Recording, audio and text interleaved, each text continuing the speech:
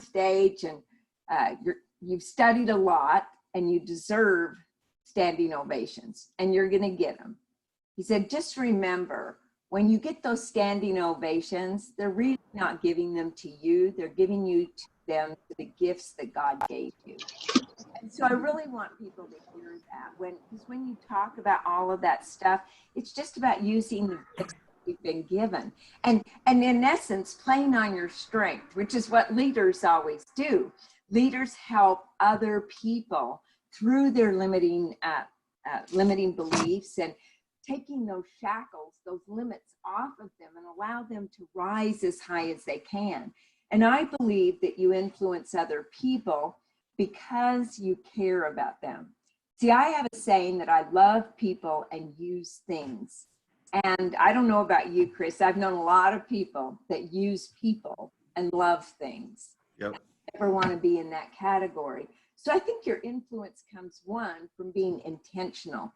In fact, there's a book coming out that they had me write a chapter on, and I haven't gotten it yet. It's been, this pandemic has slowed things down a little bit. Someone else wrote the book, and it's on influence. The whole chapter is on influence and how you influence others. So the biggest thing is being intentional about adding value to them. Every day my phone goes off. And in fact, it went off just 4 minutes ago. It's right here. What will you do today to add value to people? And then again at 7 p.m. it goes off, Chris, and it says, what did you do today to add value to people? So I love that you asked me to be on this phone because you're allowing me to fulfill that purpose. That's amazing. How do you, for those of us on the call today, how do you live an empowered life? An inspired life. Oh, empowered life. Oh, an empowered life. Well, first of all, you got to have energy of confidence, right? To know that you are someone that really does matter, Chris. And here's the interesting part to me. I said it, I may have even said it on your call the other day when I said that we're like stock, right? We're like a stock chart. That's our life. It goes up, it goes down. Yeah. And because God made us, we're blue chip stock. So if you don't think that way about yourself, you got to start getting rid of those limiting beliefs and allowing yourself to be who you can be. It doesn't matter who you've been. Remember, I was somebody that I couldn't afford a babysitter. I put my kids in a little red wagon and pulled them door to door. Now, everybody has a red wagon. I don't know what yours is. Are you willing to pay the price of whatever it is? To me, that's an empowered life. Because as John Maxwell told us at Mega Camp, everything worthwhile is uphill and every dream is uphill. I say you got to pass through a toll booth and pay the price to get the dream because every dream has a price on it. The problem is everyone has uphill dreams with downhill habits. Right now, during this time especially, we're putting patterns in our life, Chris, and those patterns in our life are developing habits. Here how habits are formed. So if you want to have an empowered life, all you've got to do, number one, is choose. And study on what it is you want to be empowered in, because we all have 3 brains in one. So you didn't know you were that smart, right? With 3 brains in one. The first brain is actually right up here. It's your neocortex. And it's where you take in information. And the neocortex wants information. It goes, give it to me, give it to me, give it to me. I mean, if you're taking a class, you generally don't want to take the class the second time because the neocortex is saying, been there, done that, heard that, don't need it anymore, right? So it resists learning because it's already learned, so it thinks. Now, once you learn it, it goes into the limbic brain. And that part of the brain is the doing brain. It's the one where the amygdala lives. You can't do anything, right? Until the amygdala lights up. So you learn it, then you do it. And you do it so much, and you do it over and over and over again, and you start establishing these patterns inside of your brain.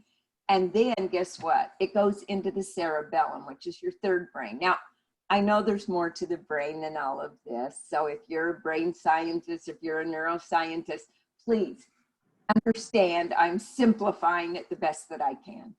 And once it's in the cerebellum, that's who you're being. See, that's why so many people, when I wrote bold, that's why I switched all that stuff around. And now people say be, do, have. They used to say, though, I have to have it in order to do it, in order to be it, remember? And so I switched all that around because here's how it goes. You learn it, which is have it. You have the information. Then you do the information you've been given by implementing. And then you become the information because it becomes part of you. Yet without being it, you can't keep doing it. And unless you keep doing it, you will never have it. So that was a long explanation to a very simple question. One, be intentional about it. Two, learn as much as you can about your gifts and your strengths and empower those and allow them to come forward. Don't worry about those weaknesses because you can be and go wherever you want to be, whoever you want to be and wherever you want to go. No one can stop you except for yourself. So true. And I think what I got out of what you just said is the success is in the struggle, right? So yeah, it's simple. It's just not easy. You have to actually put in the work. No matter how much I want a ditch, I can sit there and say, I want a ditch. I desire a ditch in front of my house. Ditch appear. Come on, I believe in a ditch appearing. Well, somebody's got to dig it, right? And that's the problem that a lot of people, they just don't understand. A lot of people say, Dianna, I want to be who you're being. And I go, well, are you willing to do what I did to get here? And that's where most people say, no, I'm not willing to do that. So those are just some of the thoughts. Some of the things I'll say today may hit some chords. It may stir up a little whatever inside of you, either enthusiasm or maybe a little bit, who does she think she is? I don't know. I'm just here to push some buttons to get you to be better. That's all I want. I will take a stand for your greatness more than you'll ever stand for your limitations. That's what I love that. What's your advice to people out there that are going through COVID-19 right now and continue to go through it, and their mindset right now where they may feel scared or there's fear and the unknown of what is ahead or lies ahead after COVID-19 is over? What's your advice? Well, first of all, that's why it's so important to be around great leaders and to listen to great leaders. Because, it's been said that human beings can't live 3 weeks without food, 3 days without water, 3 minutes without air, yet they cannot live 1 second without hope. They can live without all those things, food, water, and air, for just so long. Yeah. Not 1 second without hope. So as leaders, we put hope into people. And what you're talking about we all go through fear. I mean, if there's anybody on this call, anybody that's listening to this that hasn't been a little fearful, I want to meet you because I sure haven't been. I don't know of anybody. I have been on calls with thought leaders, and those thought leaders and we're talking, and all of us have been through this craziness of, is this really happening? I mean, Chris, haven't you had days that you woke up and you went, wow, is this really true? And we are a little fearful of the future. Yet, let me ask you something. Have you ever known what the future is going to bring? No. No. See, I think it's because we want to control things. And because we feel out of control, we start feeling fear. Fear is something that it wants to be around us. And we play the match game every day. My little granddaughter and I, we were together. Yes, we had on masks and all of that for those of you who are fearful. And we were playing cards. Now it's a match game that we play where you put all the cards down on the table and then you flip them over. Then you flip one and you flip a second one. And if they match, you get to keep them and take a second turn. Now, if they don't match, you flip them back over and it's the next person's turn. And of course, the one that matches the most cards wins. Well, that's what we're playing every single day, Chris. We're playing the match game. And if I'm fearful, then the universe, because of the way energy works, and that's a whole different talk that we can talk about in a little bit. The way energy works is like energy attracts like energy. So if you're sending out fear, that energy of fear, because our thoughts send out energy, our words send out energy, our actions send out energy, our feelings send out energy.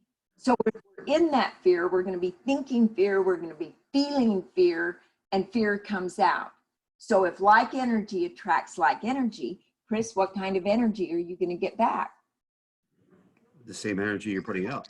Exactly. And so that fearful energy, you're going to get more to be fearful of, right? Now, how do we get rid of that fear is a big question. And so I'm going to give you some things that I think may help. Now, I'm only talking from my perspective. It's the only perspective I have, right? You may want to borrow it. You may go, I don't agree with that.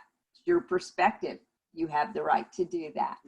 So I'd say go from assuming to appreciating, because we assume things are not going to be well. That's where fear comes from, those thoughts in our minds. We assume certain things.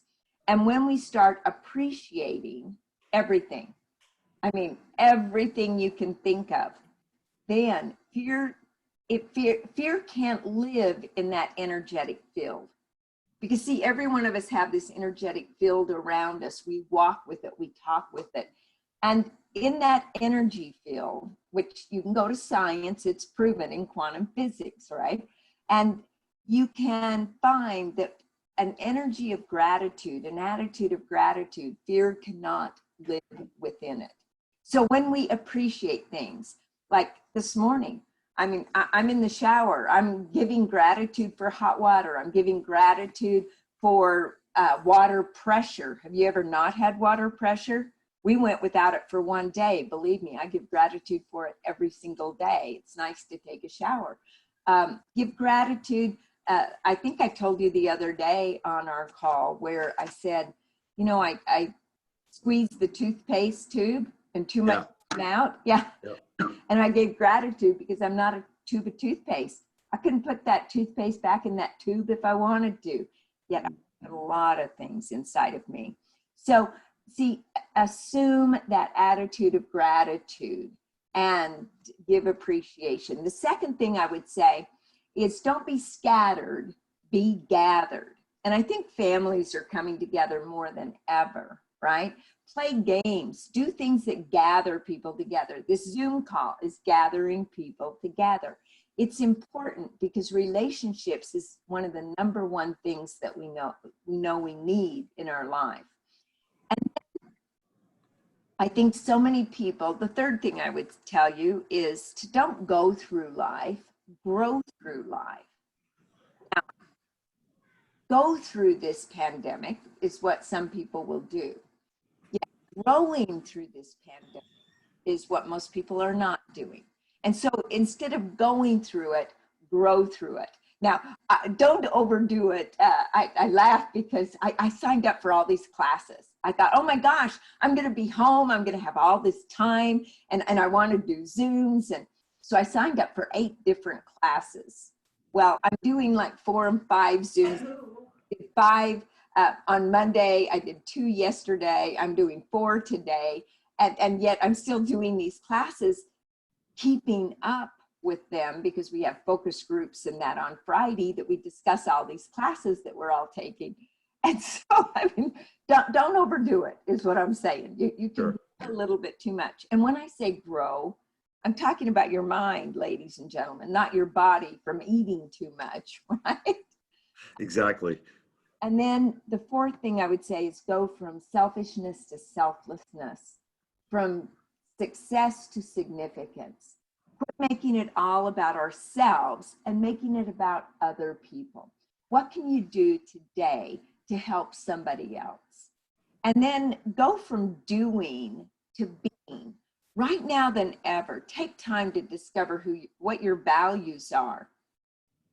In fact, an exercise I did, it helped me, it may help you.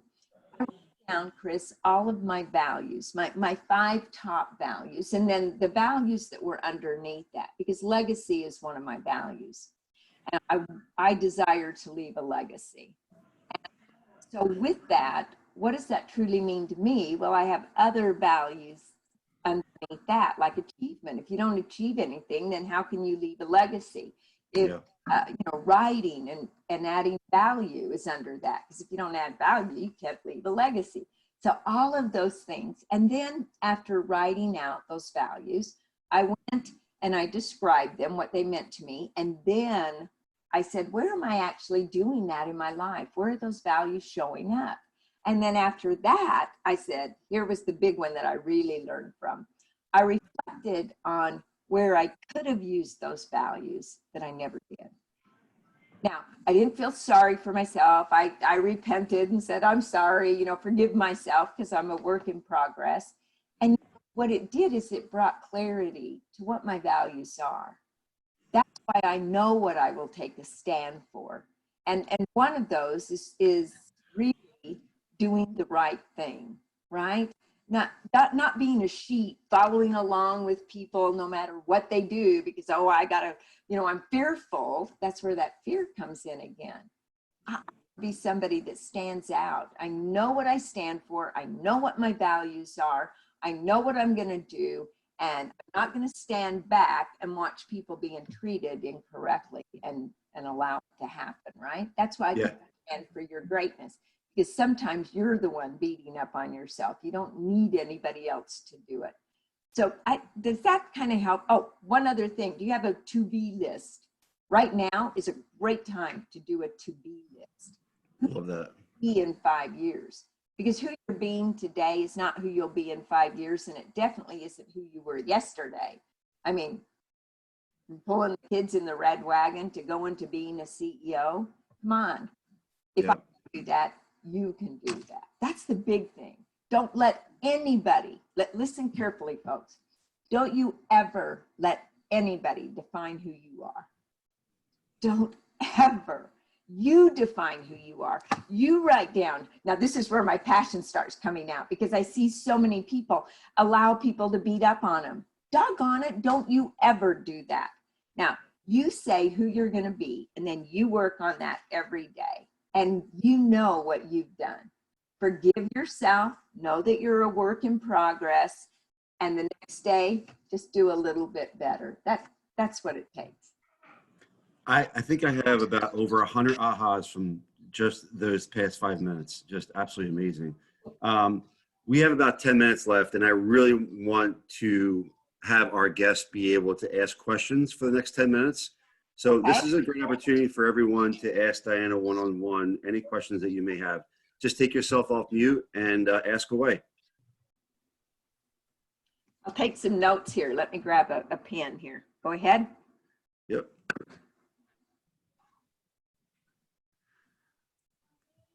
Well, I'll ask the first one. Dianna, what's your, I've always wanted to ask you this, and I've never had the chance, or I've had the chance and I just didn't. What is your big why? Oh, that to add value to people. I mean, my big why is because of my religion, because of my faith. I do believe I'm going to stand before my maker one day and answer for the life I lived, right? Yeah. I really do desire to hear those words. You did a good and faithful servant, right? I'm a servant of people. That's my why. I get up every morning on how I can serve others, add value to others. Here's something else though, folks. You got to put it inside of you before it can come out of you. You can't give what you don't have. I can't give money if I don't have it. I can't give food if I don't have it. I can't give knowledge if I don't have it. Read every day. Because most people from the time, Chris, once they turn 21, well, I don't know the statistic. You may want to Google it while we're on this Zoom call. They don't read a book after they're 21 years old. Like, been there, done that, know that. And here's the thing, this pandemic is going to take you off of autopilot.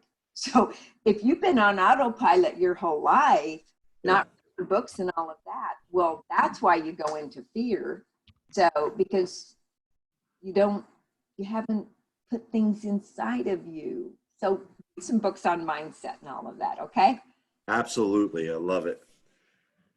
Who else has questions for this amazing leader? John Clidy. Hi, friend. Oh my gosh, how are you? It's so good to see you. By the way, John has a great book. I know he does. I read it. I know you, well, everybody on the call needs to get his book and read it. I love the stories that you share. Thanks, man. Well, listen, I actually had a question that I didn't get to ask you, and I was going to text it to you, but I said it's too long. I might just call you. But now this helped me to get everyone to get involved in the question. And you told me that you sought after incredible people, and I know you spent time with Bocelli, and you went to go see Oprah, and you're friends with John Maxwell. What if you had to take all those incredible leaders you've met over the last few years, what are some takeaways that you could share with us? Oh, my word.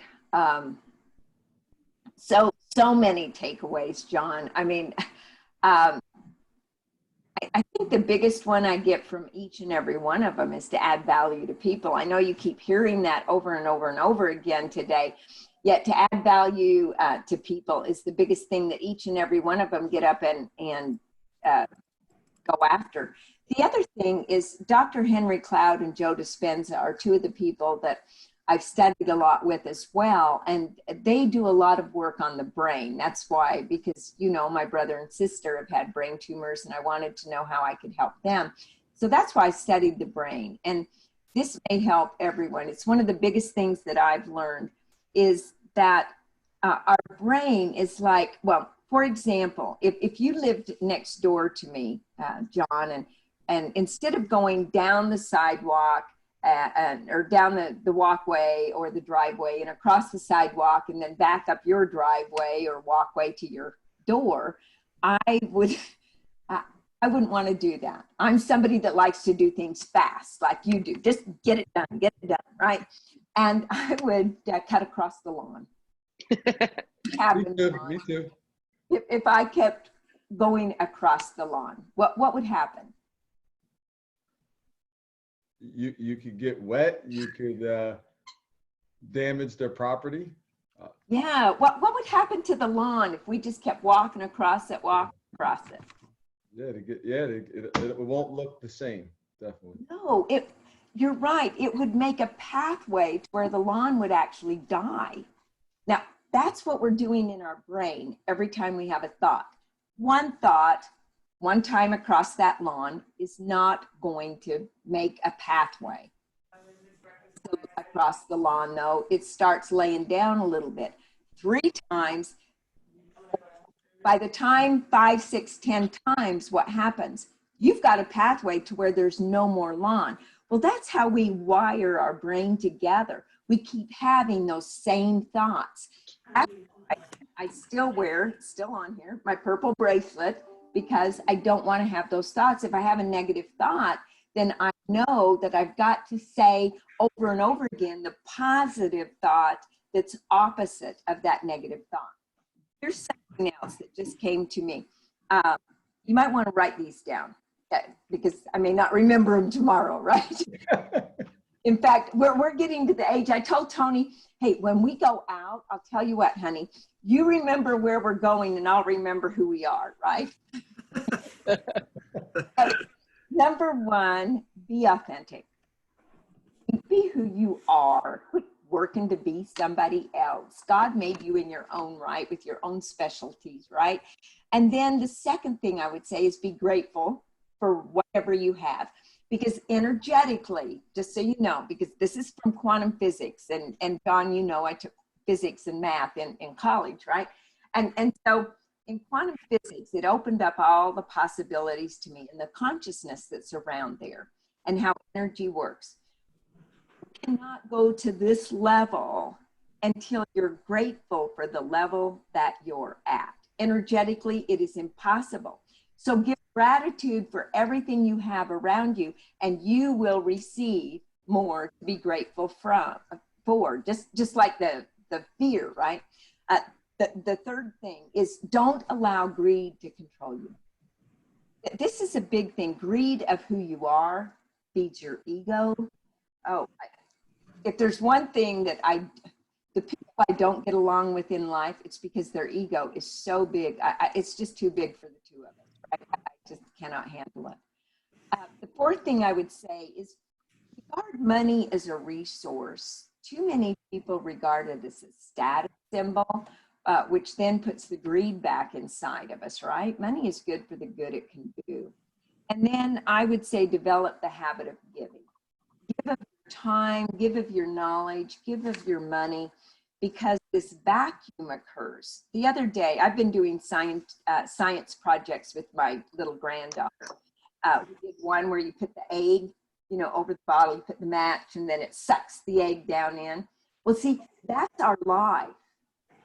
We put a thought into this vacuum, this energetic field, and we throw a match in it. Now, that match either gives us light or it gives us that effect that will suck in. That the light will suck in good, and the fear will suck in more darkness, right? So we put the match in, you put the egg on, and you've seen it. It sucks the egg right back into that vacuum. And my little granddaughter said, how did that big egg get in that small bottle? And we talked about how we're attracting things into our life. The other day, I put a glove. I don't know about you. I got lots of plastic gloves around our house now.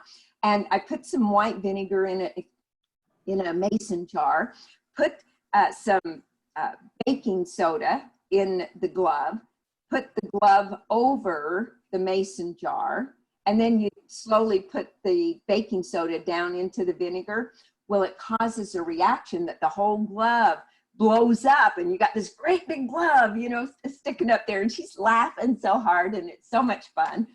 The reason I'm doing all of that is to show her how we attract into our life. We do it. It's that energetic field. Did I talk to you about the other day did I ask you, John, if you could answer my phone? I forget, I'm doing so many things. No, I don't remember that one. No. Okay, so if my phone rang right now, could you answer it on your phone? No. No. Why couldn't you answer my phone on your phone? Because they're both phones. Yeah. Because you're there, I'm here. Well, even if you were here and your phone was right next to me, so Yeah. I said it that way. Oh, you're setting this up so perfectly. We didn't. And if my phone was with me and your phone and you were sitting right next to me, could my phone ring and you answer it, or could I even answer it on your phone? No. Can't answer my phone on your phone, right? Why? Because my phone number has an energetic frequency. It's all energy. When you take a walk, you're walking through strings of energy. My phone number is that phone number's energy, and your phone number is your phone number's energy. 98.5 on the radio station is that energy. You cannot get it by tuning to 104.6, right? You've got to be on that frequency to attract it back to you. Like energy attracts like energy. So whatever we're getting in our life, then just know that we got to change our thinking. Our feelings are our GPS system. If we're feeling bad, we're having unconscious negative thoughts. We got to change those thoughts. Give gratitude. You'll change it right away.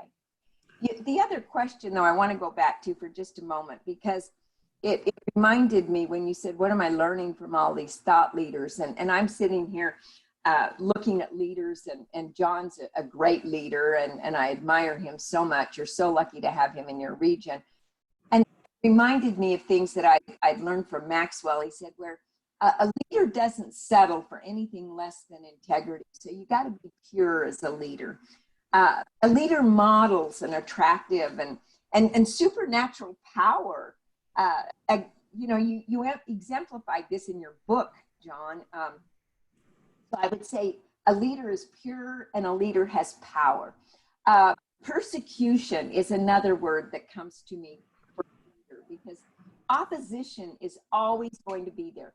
The minute, and you're all leaders, by the way, even if you're just leading yourself. In fact, leading yourself is the hardest person to ever lead. So that persecution, because you step into a leadership role, you're always going to have people that don't like your leadership. I'm sorry. It just happens, right? Yep. And so you've got to stand firm on your convictions, your values. I like words that are all the same. Proclamation would be another key word that a leader has, because they're eager to communicate. They're eager to pontificate on their message, and they have priorities. A leader clearly lays out their top priorities. And I'm going to ask you, Chris, not to answer. I'm asking everyone on the call. If you have a team or in your family, do they know the 3 top priorities that you have? I mean, is one of the vacations that you're going to take a top priority? If I went to your family or to your team or to your region, John, and said, what are the 3 top priorities? Would everyone answer those the same? And if they do not, then as leaders, we're not giving that to them enough. We're not talking about them enough. And then praise is another word that comes into my mind. So much. Praise in the midst of this adversity, because through contrast, learning what we don't want, we really learn what we do want. And okay, I'm on a roll here. So keep going. I love it. perseverance just came into my mind. Big time. A leader lives a life of conviction, not of caution. They persevere through whatever comes in. And this leadership pie, I didn't get this from John Maxwell. I believe this one came from Dr. Henry Cloud. So if you find out that I gave credit to the wrong people, oh gosh, forgive me. My brain isn't quite as sharp as it was, I'm sure. But in this leadership life, we have this big pie, if you can imagine, and there's 3 big slices to this pie. And one is clinical. It's how we're feeling. See, if we're overstressed, if we're burned out, that's going to come across to our people.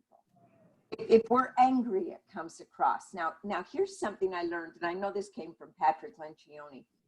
He said when a leader has outbursts, when a leader is angry, it's generally because sometime in their leadership life, they've been really nice to people.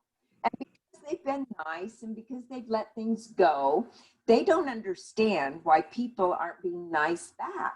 I mean, I asked you to do that. Why aren't you doing it? After all, the last time you didn't do it, I let you get by with that. And I was nice to you. Why not be nice to me? So that's where coming from curiosity always helps. And asking the question, what's happening in your life that you're so upset? The second part of that pie is relational. See, a leader doesn't isolate themselves. Sometimes you see leaders as over-controlling, domineering. They are investing in relationships that way. How do we choose to invest in relationships? We've got to be intentional about growing relationships. And then the third one is performance. They're clear about setting goals. They're clear about allocating resources. They're clear. See, a lot of times leaders are on overwhelm because they just don't have enough manpower to do everything that it takes to do. I mean, I know that for a fact. When you are working 7 days a week and it seems like you're up at 2 o'clock in the morning and you're still not getting it done and you don't have those resources, well, it's easy to go on to overwhelm. Be overwhelmed in all 3 of those areas. So you can be overwhelmed by working to establish too many relationships. On Friday morning, I always look forward to Friday morning because 5 of us were on this last Friday morning call with John Maxwell. And every Friday, there's just very few of us on this call. Now, from there, and I've shared some things with you over the days and with many people on what I'm learning on Friday and what we're sharing on Friday. Because John can't get to all of you, yet John can get to a few of you, who then can get to a few more, who then can get to a few more. And a leader is vulnerable. Gosh, give a leader a break sometimes and go to them and say, what may I do to help you? They shouldn't always have to ask, right? And be persistent about asking, because don't be a manager, be a leader. A manager is waiting for people to tell you what to do. A leader, they go and do it. And they'll make mistakes. They're human, right? Yep. And I've really taken over my time now. I wasn't going to stop you. I don't think anybody else on this call was going to stop you either, but you're absolutely amazing. I know I said this before, but you certainly are an inspiration to all of us. We love you and think the world of you. And thanks so much for pouring into us today. Just can't thank you enough for being on my call.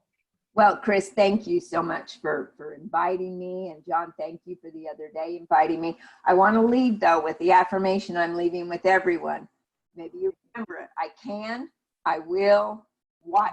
Now, if I didn't say that on your call, I apologize, because that's the mantra that I'm giving to everyone through this pandemic to help emotional psyche, right? Okay. As you say, I can, just say it after me. I can. I can. I will. I will. I will. Watch me. Watch me. See, I love the way Watch you me. say that, because so many people go, I can, I will, watch me. Really? I'm not going to watch you. Come on, let's say it together. Here we go. Everyone get off mute. Okay, here we go. Everybody off mute. It's going to sound terrible, and I don't say it like you mean it, because I want you to have energy to attract great energy into your life. Here we go. 1, 2, 3. I can. I will. watch me. See you later. Bye-bye, guys. Thank you, Chris. I appreciate you. Thank you.